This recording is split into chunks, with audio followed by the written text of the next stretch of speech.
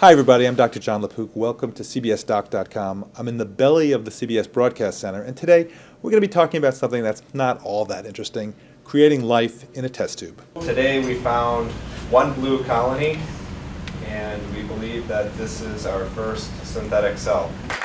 It's alive! This is the first organism that doesn't have a genetic parent. The genetic parent is the computer. Now, this organism is very similar to an organism that's well-defined, that has been studied quite a bit in the laboratory. And this is the first step, because if you can create an organism that's well-defined, then you can use your knowledge to start thinking up new organisms that have not been defined, actually have never existed. Ultimately, there's no limit to the kind of life form you can create. Here we have a biological self-replicating organism whose parent was a computer file, an email attachment, if you will. And it's a document on a computer that we can edit just like any other document. I think the headline, "Scientist Creates Life," is going to have a seismic impact on our culture.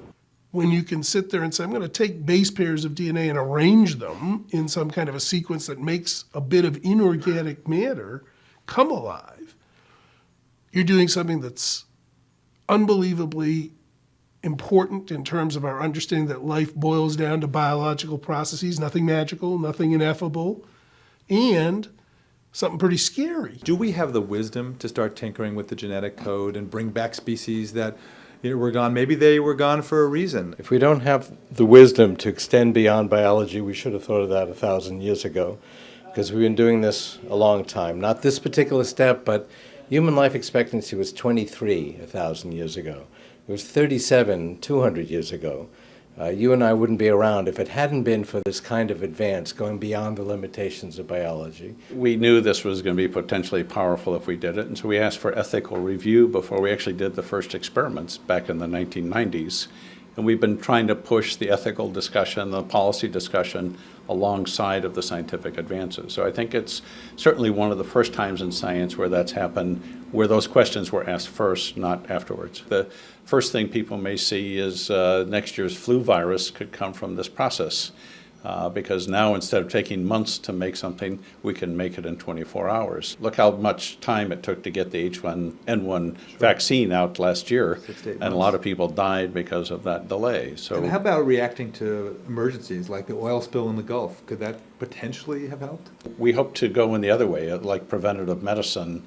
If we can get us weaned off of oil by using these biological processes to capture carbon dioxide back and convert it to fuel, that gives us hope that there may not be the need for oil spills in the future. This has the potential to do great good. We can have cheap food, cheap energy, develop vaccines, develop new drugs. However, we know that bacteria and viruses and every living thing mutates.